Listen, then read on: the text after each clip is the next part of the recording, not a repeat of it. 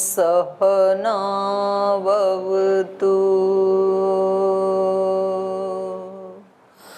सहनौ भुनक्तु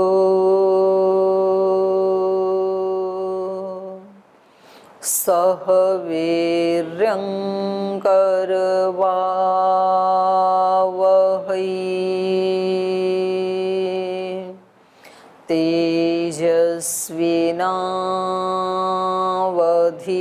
तेजस्विनावधीतमस्तु मा विद्विषावहै। ओम शांति शांति शांति।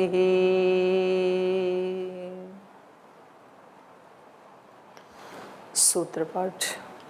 अथ तृतीयोऽध्यायस्य द्वितीयः पादः। सन्धे सृष्टिराह हि निर्मातारं चैके पुत्रादयश्च मायामात्रं तु कार्त्स्नेन अनभिव्यक्तस्वरूपत्वात् सूचकश्च हि श्रुतेराचक्षते च तद्विदः पराविध्यानात् तु तिरोहितं ततो हि यस्य बन्धविपर्ययौ देहयोगाद्वा सोऽपि तदभावो नाडीषु तच्छ्रुतेरात्मनि च अतः प्रबोधोऽस्मात् स एव तु कर्मानुस्मृतिशब्दविधिभ्यः मुग्धेरर्धसम्पत्तिः परिशेषात् न स्थानतोऽपि परस्योभयलिङ्गं सर्वत्र हि नाभेदादिति चेन्न प्रत्येकमतद्वचनात् अपि चैवमेके अरूपवदेव हि तत्प्रधानत्वात् प्रकाशवच्चैवर्थ्यात् आह च तन्मात्रं दर्शयति चाथोऽपि स्मर्यते अत एव चोपमा सूर्यकादिवत् अम्बुवद गृह्णात्तो न तथात्वं वृद्धिह्रासभाक्तमन्तर्भाव उभयसामञ्जस्यादेवं दर्शनाच्च प्रकृतैतावत्त्वं हि प्रतिषेधे तति ततो ब्रवीति च भूयः तदव्यक्तमाह हि अपि संराधने प्रत्यक्षानुमानाभ्यां प्रकाशादिवच्चावैशेष्यं प्रकाशश्च कर्मण्यभ्यासात् अतो अनन्तेन तथा हि लिङ्गम् उभयव्यपदेशात् त्वहि कुण्डलवत् प्रकाशाश्रयवद्वा तेजस्वात् पूर्ववद्वा प्रतिषेधाच्च परमतः सेतून्मानसम्बन्धे व्यपदेशेभ्यः सामान्यात्तु बुद्ध्यर्थः पादवत् स्थानविशेषात् प्रकाशादिवत् उपपत्तेश्च तथान्यप्रतिषेधात् अनेन सर्वगतत्वम् आयामशब्दादिभ्यः फलमतुपपत्तेः सुतत्वाच्च धर्मं जैमिनिरित एव पूर्वं तु बादरायणो हेतुव्यपदेशात् इति द्वितीय। तो आइए वेदांत दर्शन का तृतीय अध्याय का द्वितीय पाद हम पढ़ रहे हैं और इसमें पहले स्वप्न अवस्था के बारे में इन्होंने बताया। तो यहाँ सूत्रकार का कहना है कि स्वप्न आने के लिए तीन चीज़ें होना अनिवार्य है। एक संस्कार होने चाहिए, एक फिर शरीर का उसके साथ संयोग होना चाहिए और एक उसके प्रति अनुराग होना चाहिए अत्यंत। जिस विषय के बारे में हम स्वप्न देख रहे हैं तो उसमें अत्यंत अनुराग छिपे हुए, उससे संबंधित हमारे संस्कार और देह योगात्व, तीन चीज़ें होनी चाहिए। तो स्वप्न अवस्था के बाद अब सुषुप्ति का वर्णन कर रहे हैं। तो कह रहे हैं सुषुप्ति में स्वप्न का अभाव होता है। तद अभाव माने स्वप्न का अभाव। ये वो अवस्था है शरीर की जिसमें स्वप्न का अभाव होता है। नाडीषु तच्छ्रुते है। और कहाँ जाता है फिर वो आत्मा? स्वप्न अवस्था में नहीं होता है तो नाडीषु, वो नाड़ियों में चला जाता है। और आत्मनीचे या फिर परमात्मा में रहता है वो जीवात्मा। तो उसके दो स्थान हैं। और एक दृष्टि से देखें तो नाड़ी में जाए तो वहाँ भी परमात्मा विद्यमान है। तो परमात्मा कोई ऐसा तो है नहीं कि अलग स्थान में नाड़ी में नहीं है। तो हम ये भी कह सकते हैं कि सुषुप्ति में वो ब्रह्म के ही साथ रहता है।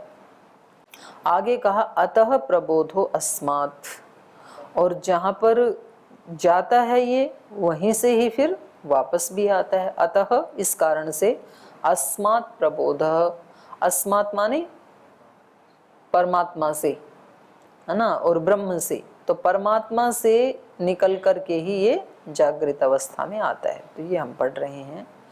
अतः हेतु हो यतो ही परमात्मनि सुषुप्ति अस्य जीवात्मनो निर्दिष्टा तस्मात् कारणात् तस्य प्रबोधो जागरणम अस्मात् परमात्मनो भवति।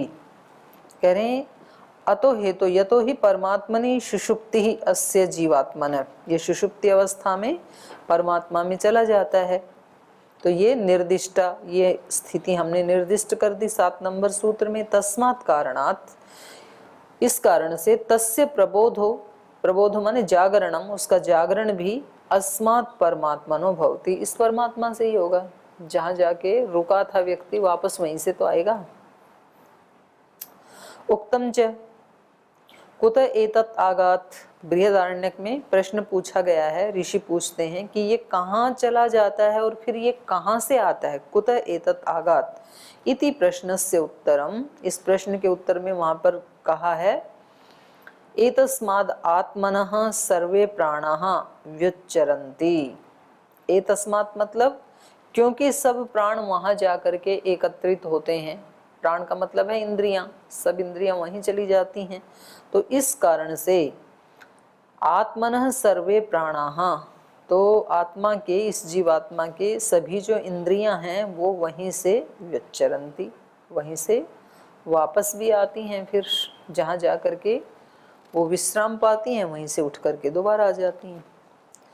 तथा सतः आगम्य न विदु सतः आगच्छामये, लेकिन कह रहे हैं फिर भी सतः आगम्य आगत्य, उस सत से, उस परमात्मा से आने के बावजूद भी, परमात्मा के पास से लौट के आया है ये, लेकिन तो भी न विदुहु सतः आगच्छामहे, तो भी जानता नहीं है इस बात को कि मैं परमात्मा से मिल करके आया हूँ, परमात्मा के पास से आया हूँ। जैसे मानो आप किसी ऋषि के पास मिलने जाते हैं तो फिर आते समय भावों में, विचारों में वही चल रहा होता है ना कि हम उनसे मिल के आए हैं। ऐसा हमें उठ करके अनुभूति नहीं होती है कि हम ब्रह्म से मिल करके आए हैं, जो इस सारी सृष्टि का मालिक है उससे मिल के आए हैं। तो मिलते जरूर हैं, सब मिलते हैं, लेकिन अनुभूति नहीं होती है। तो किया आपने प्रयोग सोते समय ब्रह्म के पास जा रहे हैं, या आते समय कि ब्रह्म के पास से आ रहे हैं, ऐसे याद आया कि नहीं आया? 2-3 दिन में किसी को भी नहीं आया तो कोई बात नहीं, ट्राई अगेन। आज फिर दोबारा प्रयास करो। सोते समय ये याद रखना कि अभी ब्रह्म की गोद में जा रहे हैं, और सुबह उठ के फिर याद करना कि वहां से आ रहे हैं, ब्रह्मलोक के वासी हैं हम। कोई पूछे भाई कहाँ से आ रहे हो, तो बोलना ब्रह्मलोक से आ रहा हूँ। तो दूसरे बोलेंगे कि कुछ ठीक ठाक तो हो आज कैसे ओल पचोड़े उत्तर दे रहे हो आप? बोले ना ना, आज तक दे रहा था उल्टे सीधे उत्तर, ये ही सही है, ब्रह्मलोक से आए, ब्रह्मलोक के वासी हैं हम तो हो सकता है कुछ लोग फिर आपको कुछ दवा औषध देने की भी बात कहें कि भाई इनको कुछ तो खिलाओ लेकिन आप, ऐसे भी होता है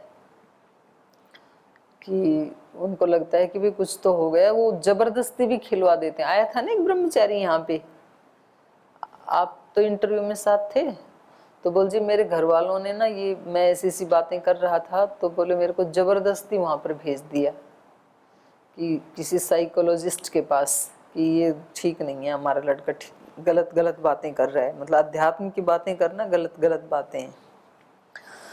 तो यहाँ भी ऐसे हो सकता है। तो कह रहे हैं कि यद्यपि ये प्रतिदिन उसी से आता है, जिस ब्रह्म में जाकर के रात को ये रहता है, उसी से आता है, लेकिन विडंबना यही है कि वहां से आकर के भी जानता नहीं है ये आत्मा कि मैं वहां से आया हूँ। सतः आगच्छामहे, अगर ये ध्यान रहे तो फिर तो उस ब्रह्म के बारे में ही फिर विचार भाव सब वही चलेंगे। स एव तु कर्मानुस्मृति शब्द विधिभ्य, कह रहे हैं स एव तु, वो स एव माने वो जो सुषुप्ति में गया था वही तो वापस आता है। ये कैसे पता लगा? बोल भाई ये भी तो हो सकता है कि जो एक बार ब्रह्म के पास गया वो गया सदा सदा के लिए। ब्रह्म के पास जाके कोई वापस थोड़ी लौटते हैं। तो बोले ये भी तो सुनिश्चित कर लो कि ये वो ही है कि कोई और आया है अभी उठ करके। तो बोले नहीं, वो ही आता है वापस। कैसे पता लगा? कर्म, उसके कर्मों से पता लगता है। अनुस्मृति, उसकी स्मृति से पता लगता है। और शब्द विधिभ्य, और शब्द प्रमाण भी यही कह रहा है कि जो गया था वही वापस आ रहा है। नींद के समय जो गया था ये आत्मा वही है। तो उसके कर्मों से कैसे पता लगता है? और स्मृति और शब्द प्रमाण से ये भाष्य में पढ़ते हैं। सुषुप्ति दशायां जीवात्मा चेत परमात्मनि अवतिष्ठते अस्मादेव च तस्य पुनः प्रबोधो भवति। सुषुप्ति दशायां, सुषुप्ति की दशा में, अवस्था में, जीवात्मा चेत परमात्मनि अवतिष्ठते, यदि ये जीवात्मा परमात्मा में प्रतिष्ठित हो जाता है तो अस्मादेव च, इसी कारण से, इसी हेतु से, तस्य पुनः प्रबोधो भवति, उसी का ही दोबारा जागरण होता है। जो गया था वही वापस आता है। स एवं प्रबुद्धः सन् य एव यह सुषुप्ते पूर्वम आसीत् किम वह अन्य इति जिज्ञासायाम उच्यते। तो कह रहे हैं यहाँ पर ये जो अभी उठ के आया है, स एवं प्रबुद्धः सन्, ये जो उठता हुआ जो आत्मा है, ये जो जग के आ रहा है, स एव यह सुषुप्ते पूर्वम आसीत्, क्या ये वही है जो सुषुप्ति से पूर्व था? वही व्यक्ति आ रहा है? किम वह अन्य इति, या कोई दूसरा आ रहा है वहां से, कि वो तो ब्रह्म में हो गया लीन, अब कोई और आ रहा है। उससे पूछें कि भाई साहब ये काम आपका कल रह गया था। बोले कौन सा काम? मैं तो अभी आज नया ब्रह्म लोक से आ रहा हूँ। तो वो तो फिर तो व्यवहार ही नहीं चलेंगे, तो सोचेंगे कि भाई वो कहाँ गया? बोले वो तो ब्रह्म में हो गया लीन। तो कह रहे हैं कि वही आता है या दूसरा आता है? इति जिज्ञासायाम, ये जिज्ञासा होने पर, स एव तु जीवात्मा प्रबुद्धो अपि अस्ति। तो कह रहे हैं ये वही आत्मा है जो अभी जग करके आया है। स यह खलु सुषुप्तः पूर्वम आसीत, जो सुषुप्ति से पहले, सोने से पहले जो जीवात्मा था, ये वही उठ करके आ रहा है। कुतो अवगम्यते, ये कैसे पता लगा? तो उसका उत्तर दे रहे हैं, उच्यते कर्मानुस्मृति शब्द विधिभ्यः, कर्म प्रवृत्ते है, अनुस्मृते है, और शब्दात और विधेश्च, अलग है ये शब्द और विधि अलग है। शब्द प्रमाण से और विधेश्च, विधि से भी। कैसे? तत्र प्रथमो हेतु कर्म प्रवृत्ति ही, पहला हेतु ये है कि जिस कर्म को करते हुए सोया था अगले दिन उसी काम में लग जाता है। मानो कोई खेत की कटाई करते करते शाम को आया था, तो सुबह उठ के फिर अपनी दरांती लेके उधर ही चला जाता है, तो उसी काम में लग जाता है। कस्सी से कोई खड्डा खोद रहा था और वो शाम को सो गया, सुबह फिर उठते उसी में लग जाता है। कोई अष्टाध्यायी के सूत्र याद करते करते या दर्शन याद करते करते सोया था कि भैया आज यहाँ तक हो गया, तो अगले दिन फिर उससे आगे स्मरण करने में लग जाता है। तो इस कर्म की प्रवृत्ति से पता लगता है कि ये वही व्यक्ति है। कर्म प्रवृत्ते अनुस्मृते शब्दात विधेश्च, तत्र प्रथमो हेतु कर्म प्रवृत्ति, यत् कर्म कुर्वन् सन् सह सुषुप्ते प्राग आसीत् प्रबुद्ध सन् तदेव कर्मारभते, तत्र अभ्यासं मन्यमानो यद्वा तत्कर्म पूर्णं मन्यमानः। तो यत् कर्म कुर्वन् सन् सह सुषुप्ते प्राग आसीत्, जो काम करता हुआ ये सुषुप्ति से पहले था जो ये जीवात्मा, प्रबुद्ध सन, जागता हुआ भी, तदेव कर्मारभते, उसी कर्म का फिर प्रारंभ कर देता है। क्यों कर देता है? तत्र अभ्यासम मन्यमान, या तो उसका अभ्यास करने के लिए कि भाई यहाँ तक का अभ्यास कल हो गया था, यद्वा, या फिर तत्कर्म अपूर्णम मन्यमान, या फिर वो कर्म पूरा नहीं हुआ था तो अपूर्ण था, तो इसलिए लग जाता है दोबारा उसी में। छात्रश्च अधीतात् पाठादग्रे पाठम अधीते पूर्वम पाठम अधीतम मन्यमानः, जैसे कोई छात्र जगते हैं तो वो क्या करते हैं, जो उन्होंने पाठ पढ़ लिया था उससे आगे का पाठ पढ़ना प्रारंभ कर देते हैं। किस लिए? पूर्वम पाठम अधितम मन्यमाने, क्योंकि इससे पहले का हमने कल पढ़ लिया था। जैसे कि हम सब पढ़ते हैं यहाँ इस कक्षा में, तो हमें ये स्मरण रहता है कि भाई 8 सूत्र तक हमने पढ़ लिया था, तो आज 9वें से शुरू करते हैं। तो ये अपने कर्म में लगना हो गया छात्र का। ऐसे ही तंतु आयश्च, और जो जुलाहा है प्रबुद्ध सन, तो वो जगते ही क्या करता है? नुताद अवशिष्टम वस्त्रम पुनर्वयति, जो बुनने से अवशिष्ट वस्त्र रह गया था उसको फिर दोबारा बुनना शुरू कर देता है। तो ये कर्म से पता लगा। दूसरा, अनुस्मृति ही सुषुप्ते पूर्वम यद गृहम मंदिरम व दृष्टवान प्रबुद्ध सन तदेव इदम गृहम मंदिरम व यद अहम सुषुप्ते पूर्वम दृष्टवान तथा स एव अहम यह सुषुप्ते पूर्व अमुक नामा देवदत्तादि आसम इति अनुस्मरति।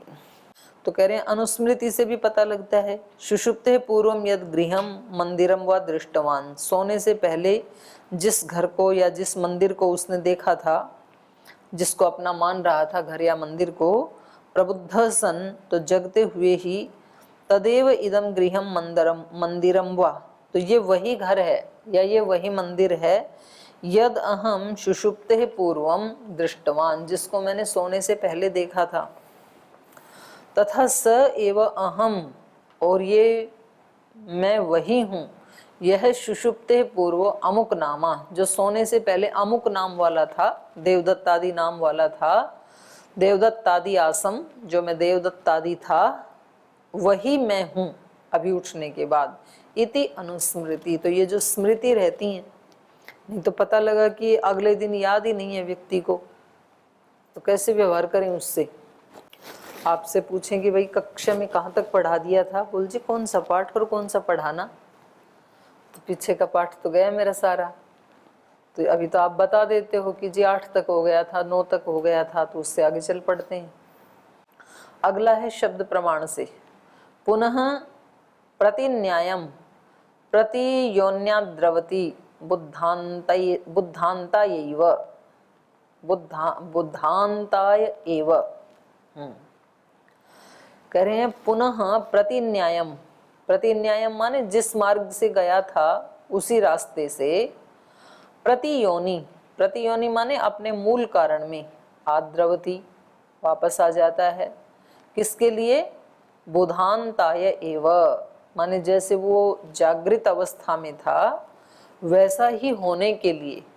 बुधांताय माने अपने उस नॉलेज से युक्त होने के लिए, जिस रास्ते से गया था उसी रास्ते से, उसी राह से वापस आता हुआ, प्रतिन्यायम प्रतियोनि आद्रवती, उसी रास्ते से और अपने उसी मूल कारण में आकर के ये जागृत हो जाता है। बुधांताय एव, वैसा ही होने के लिए, ये बृहदारण्यक का वो है प्रमाण है। त इह व्याघ्रो वा सिंहो वा वृको वा वराहो वा कीटो वा पतंगो वा दंशो वा मशको वा यद्यद भवन्ति तदा भवन्ति। तो कह रहे हैं कि सुषुप्ति में जाने से पहले चाहे वो व्याघ्र था, सिंह था, वृक था, भेड़िया था, वराह था, कीट था, पतंग था या दंश था, दंश मतलब डंक मारने वाले जो प्राणी हैं, मशको वा या मच्छर था, यद्यद भवन्ति, जो जो भी शरीर थे उस आत्मा के, तद आभवंती, पुनः वैसा ही हो जाता है वहां से आकर के। तो ये क्या हो गया? शब्द प्रमाण हो गया। वो शब्द प्रमाण भी ये बता रहा है कि जो गया था वही वापस आता है। स एव इति शब्द प्रमाणादपि सिद्ध्यति, तो शब्द प्रमाण से भी यही सिद्ध होता है। और कह रहे हैं विधान, विधि से भी पता लगता है। विधिर विधानम, विधि किसे कहते हैं? विधान को। विधान मतलब शास्त्रादेश, जो शास्त्र का आदेश है उसको विधि कहते हैं, उसी को विधान कहते हैं। शास्त्र का आदेश क्या है? विधि का क्या विधान है? कुर्वन्नेवेह कर्माणि जिजीविषेच्छतम समाहा, कर्म करते हुए ही इसको 100 वर्ष जीने का अधिकार है। काम ना करे तो फिर कल मरता हो तो आज ही मर जाए, फालतू में धरती का वजन क्यों बढ़ाए, और क्यों अन्न जल आदि खा करके औरों का हिस्से का भी क्यों खाए। तो इसलिए ये वेद का ही आदेश है कि भाई आपको जीना है तो कर्म करते हुए जीने की इच्छा करो, खाली बैठ करके जीने की इच्छा नहीं करना, क्योंकि स्वयं परमात्मा अत्यंत कर्मशील है। विष्णु कर्माणि पश्यत यतो व्रतानि पश्पसे। ये उसका खुद का कर्म इतना दिखाई दे रहा है, एक एक पर्वत इतना विशाल बना दिया, उसके ऊपर एक ही पर्वत पे इतनी अनंत अनंत प्रकार की जड़ी बूटियां। अब एक ही हिमालय पे 550 तो खोज ली और पता नहीं कितनी हैं अननोन। कुछ बर्फ में भी होती हैं, कुछ जल में भी होती हैं, कुछ अन्य चोटियों के ऊपर भी होती हैं। अब हिमालय की चोटी तो कहाँ, वहाँ कंचनजंगा तक, मेघालय तक, और इधर मतलब पूरा फैला पड़ा है ना, इधर चीन तक, तो इसकी तो बहुत सारी चोटियां हैं। तो उनके ऊपर पता नहीं, और ये तो एक पर्वत की बात है, ऐसे ऐसे तो देश में कितने पर्वत हैं, और फिर जैसे भारत में है ऐसे अन्य देशों में कितने पर्वत हैं। तो केवल पर्वत पर्वत की जड़ी बूटियां और उनके आकार प्रकार आदि देखें, वही कितना अनंत है। तो ये तो और ये तो फिर बात इस पृथ्वी की है। इस पृथ्वी की तो इस ब्रह्मांड में बहुत छोटी स्थिति पढ़ी ना हमने, जुगनू की तरह, जैसे आकाश में जुगनू, ऐसे पढ़ा हमने उसमें योग दर्शन में। तो ये सारे कर्म करता है ईश्वर। तो जब वो स्वयं इतने कर्म करता है तो वो निठिल्ली आत्माओं को तो क्या पसंद थोड़ी ना करता है। फिर जिस आदमी की खुद की जैसी प्रवृत्ति होती है वो वैसी ही आत्माओं को पसंद करता है या नापसंद करता है। तो इसलिए कह रहे हैं कि यहाँ शास्त्र का आदेश है कुर्वन्नेवेह कर्माणि, इह कर्माणि कुर्वन्न एव, काम करते हुए ही जिजीविषेत् क्षतं समा। यदि ही सुषुप्ते अनंतरम स एव जीवात्मा प्रबुद्धो न स्यात् तर्हि शतवर्ष जीवनाभिलाषायां कालं कथं संकल्येत। यदि सुषुप्ति के बाद ये वही जीवात्मा ना होवे जो कि पहले था जगने पर, तो फिर कौन 100 साल तक जीने की अभिलाषा भी कौन करेगा, कौन संकल्प करेगा। क्योंकि जब ये वही है तभी तो कहेगा कि मैं 100 साल जीऊं। जब नया ही व्यक्ति है कोई, तो वहां तो फिर 100 साल की बात उठेगी ही नहीं। तो ये शब्द प्रमाण ही खंडित होने लगेगा। तो कह रहे हैं तर्हि शतवर्ष जीवनाभिलाषायाम कालम कथम संकलयेत, माने कैसे संकल्प करे या कैसे उसकी गणना करे यदि वो व्यक्ति ना हो तो। कथम ही नित्यम संध्याम उपासित, नित्य संध्या क्यों करेगा दूसरा हो तो। नित्यम अग्निहोत्रम च जुहुयात इत्यादि विधि विधान संभव कथम स्यात्, और जो विधि विधान है कि भाई नित्य अग्निहोत्र करना चाहिए या स्वर्ग कामो अग्निहोत्रम यजेत आदि, ये सारा शब्द खंडित होने लगेगा। क्योंकि रोज करने का मतलब है एक ही व्यक्ति रोज करेगा तब ये कथन बन पाएगा कहने में, नहीं तो रोज नया व्यक्ति आ रहा है तो उसके लिए तो एक एक दिन ही होगा। तस्मात् स एव सुषुप्तेरनंतरम प्रबुद्धो जीवात्मा इति, इसलिए सुषुप्ति से पहले जो था जगने के बाद भी वही जीवात्मा रहता है। तो यहाँ तक इन्होंने बता दी ये सुषुप्ति की अवस्था।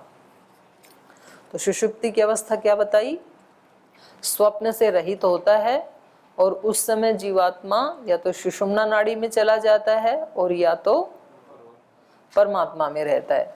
लेकिन इसकी बस विडंबना यह है कि रोज ब्रह्म के पास से आते हुए भी अनुभूति नहीं होती है कि मैं ब्रह्म के पास से आ रहा हूँ। वही व्यक्ति है रोज ब्रह्म से मिल करके आता है और दिन में फिर अभीप्सा करता है कि मैं ब्रह्म से मिलूं, और भगवान के विधान से ही फिर रोजाना रात को मिलता है, चाहे थोड़ी ही देर मिले। थोड़ी देर तो सभी की ही सुषुप्ति लगती है। तो इसका मतलब सब हर आत्मा को ही भगवान अपनी गोद में लेते हैं हर दिन, पर इसको स्मरण नहीं रहता है। अब आगे ये कर रहे हैं मूर्छावस्था की बात। मुग्धेर्ध संपत्ति ही परिशेषात। तो कह रहे हैं मुग्धे, मुग्धे माने मूर्छा अवस्था में, अर्ध संपत्ति ही, आधा ज्ञान रहता है। सुषुप्ति में जो जो ज्ञान थे या जो उसकी अवस्थाएं थी सुषुप्ति की, उससे अर्ध संपत्ति ही परिशेषात। परिशेषात माने बाकी की जो 3 अवस्थाएं हैं उनसे शेष ये अवस्था कौन सी है, उन 3 से अलग है। माने ये जो अवस्था है ना ये जागृत अवस्था है, ना ये स्वप्न अवस्था है, ना ये सुषुप्ति अवस्था है। तो परिशेष न्याय से कौन सी है ये मूर्छा अवस्था है। मुग्धे मूर्छिते मूर्छां प्राप्ते सति जीवात्मनि सुषुप्ते अर्ध गुणवशात भवति अर्ध संपत्ति अर्ध संप्रसाद संप्रसाद भावापत्ति ही। मुग्धे, मुग्धे को खोला, मूर्छिते, मूर्छिते को खोला, मूर्छाम प्राप्ते सति, मूर्छा को प्राप्त होने पर जीवात्मनि सुषुप्ते है, इस जीवात्मान में सुषुप्ते है अर्ध गुणवशात, सुषुप्ति से आधे गुण मिलने के कारण भवती अर्ध संपत्ति ही, इसको सुषुप्ति अवस्था से अर्ध संपत्ति कह दिया जाता है। अर्ध संप्रसाद संप्रसाद भावापत्ति ही माने अर्ध संप्रसाद की भावापत्ति होती है। जो जो जैसे क्या क्या होता है, क्या क्या उसकी भिन्नताएं हैं और क्या क्या समानताएं हैं वो बता रहे हैं। कथम ज्ञायते, कैसे पता लगा, परिशेषात। पर्यवशिष्टत्वाद अन्य अवस्थाभ्यो ही सा पर्यवशिष्यते। तो कह रहे हैं कि ये पर्यवशिष्टत्वाद, उनसे शेष रहने के कारण, अन्य अवस्थाभ्यो ही सा पर्यवशिष्यते, अन्य अवस्थाओं से ये शेष बची हुई अवस्था कही जाएगी। कैसे, नैसा तासु प्रसिद्धासु अवस्थासु अंतर्भवती, वो जो प्रसिद्ध 3 अवस्थाएं हैं उनमें किसी के भी अंतर्गत ये नहीं आती है, उनसे तीनों से ये अलग है। मूर्छायाम न जागृत व्यापारो न च स्वप्न दर्शनम न ही सुषुप्ते सर्वाणि लक्षणानि तत्र उपलभ्यन्ते। कह रहे मूर्छित अवस्था में, मूर्छा अवस्था में न जागृत व्यापारों, ने तो जागृत अवस्था की तरह व्यापार आदि होता है, न स्वप्न दर्शनम, न ही कोई स्वप्न का दर्शन होता है, न ही सुषुप्ते है सर्वाणी लक्षणानि, और न ही सुषुप्ति के सारे लक्षण होते हैं उसमें मूर्छित अवस्था में। तत्र उपलभ्यन्ते, न ही सारे लक्षण मूर्छित अवस्था के प्राप्त होते हैं। किंतु तत्र सुषुप्तिवत् अवतिष्ठते शरीरम सुषुप्तिवद अवभासते अंतरात्मनि, बल्कि वहाँ क्या होता है, सुषुप्तिवत अवतिष्ठते, सुषुप्ति की तरह से वहाँ पर रहता है मूर्छा में। शरीरम सुषुप्तिवत अवभासते, शरीर सुषुप्ति की तरह से ही अवभासित होता है अंतरात्मनि, आत्मा में। तो ये हो गया समय, ये फिर बची गया तो इसको कल पूरा करेंगे। तो ये 2 अवस्थाएं हो गई, 3 हो गई, जागृत, स्वप्न, सुषुप्ति, और चौथी है मूर्छा। इसको कल पढ़ेंगे। ओम